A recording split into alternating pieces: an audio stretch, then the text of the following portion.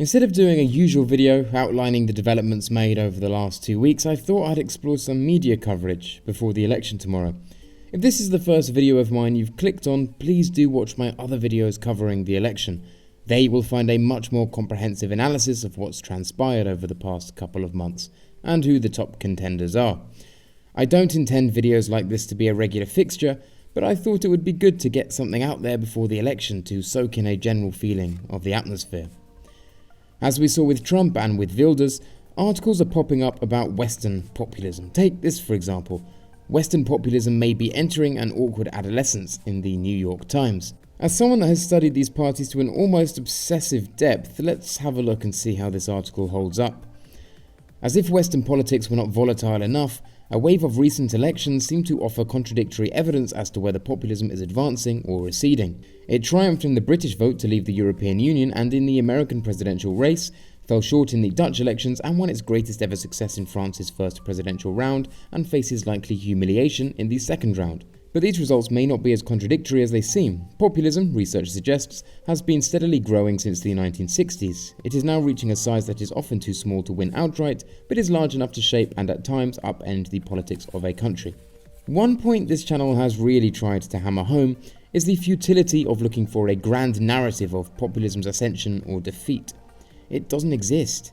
Instead, we have a plurality of populisms that may have international connections with one another or may openly repudiate said connections, i.e. the Norwegian Progress Party, the Danish People's Party and the Party of Finns all irrevocably reject the Sweden Democrats. However, often all these parties are lumped into the same category, without nuance. Not only that, but this erases the heterogeneity within parties.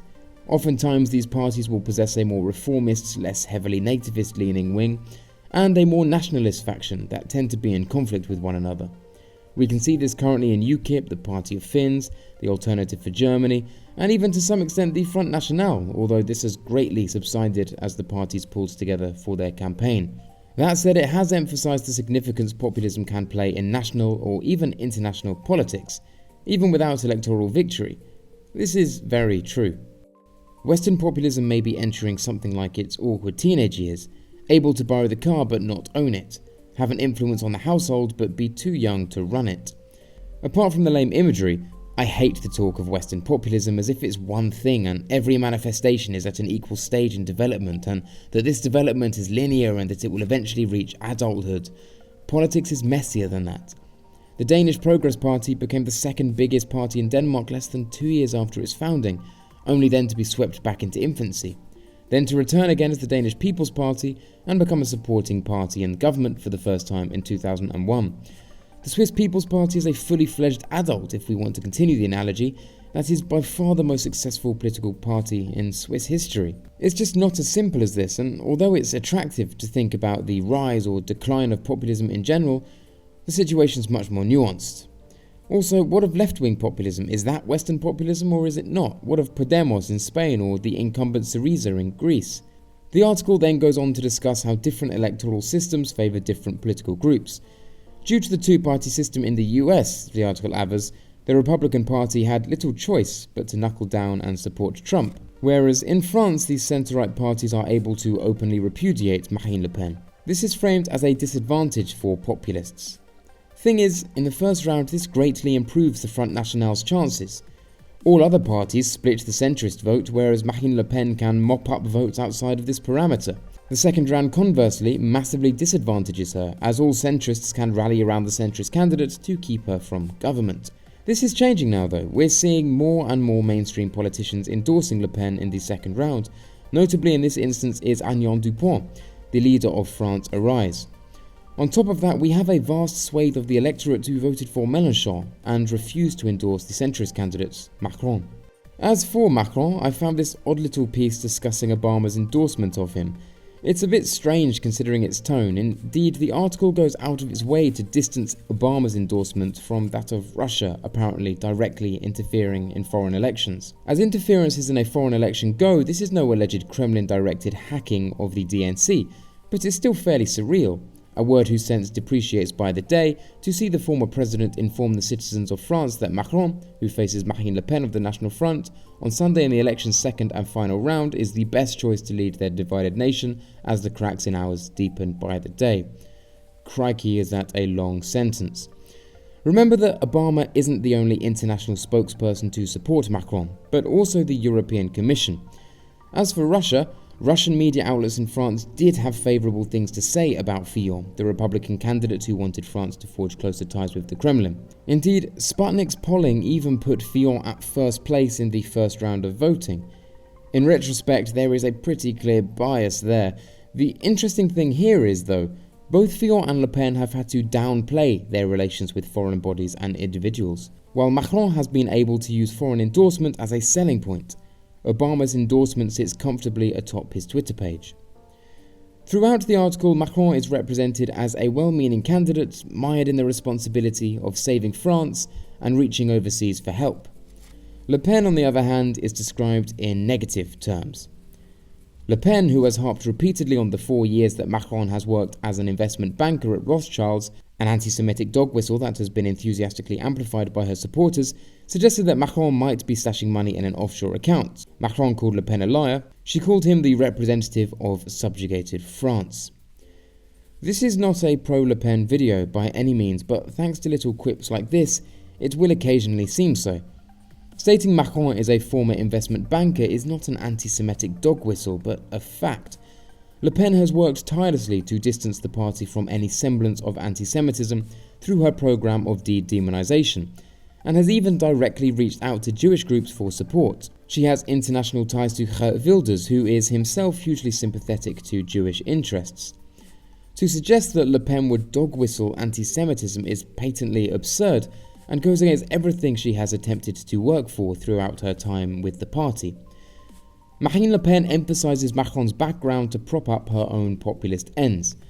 Her campaign slogan, "In the name of the people," clearly posits herself as one of the pure, untarnished masses fighting a corrupt and irredeemable establishment. At least that is how she would frame it.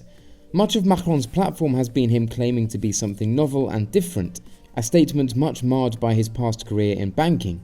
It is this to which Marine wishes to draw attention, not anti-Semitic tropes.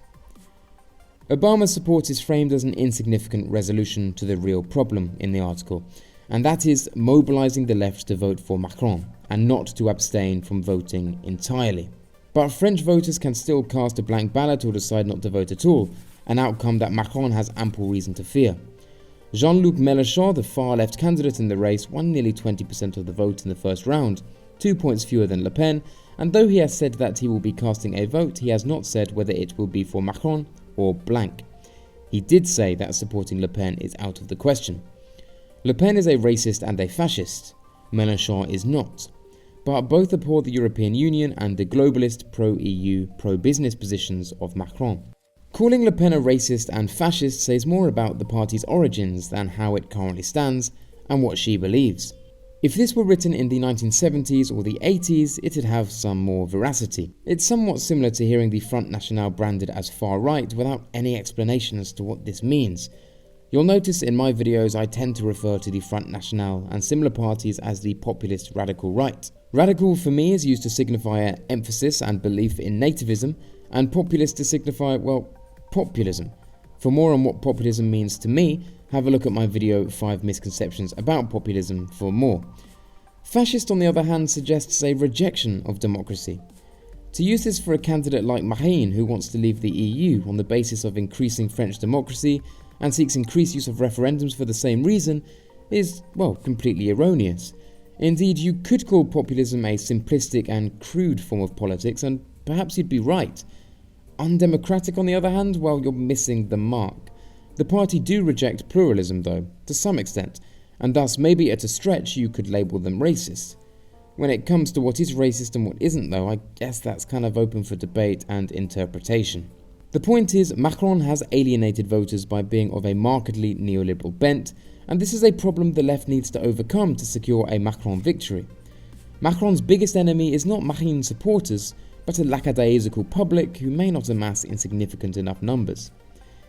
In The Guardian, the former finance minister of Greece wrote an opinion piece, outlining why the left should back Macron over Le Pen and vote, not abstain. Even he admits Macron's political track record is enough to ostracize the political left.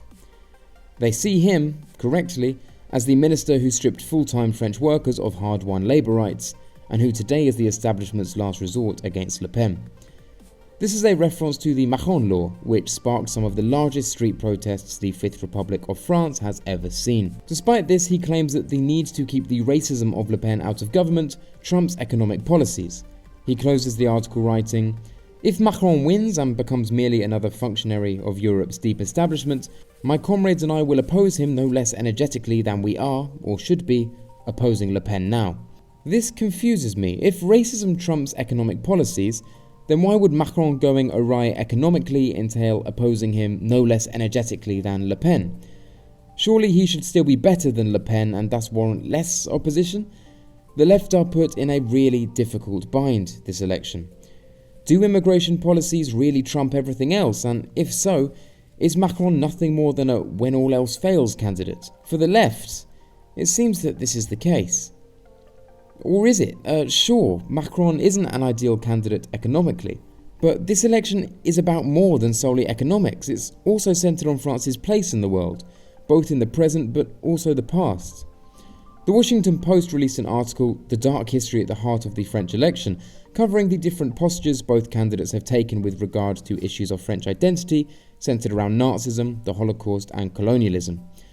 The word dark here is a bit misleading. Dark suggests something sinister, but also obfuscated and hidden. Throughout these elections, these conflicts around French identity have taken centre stage.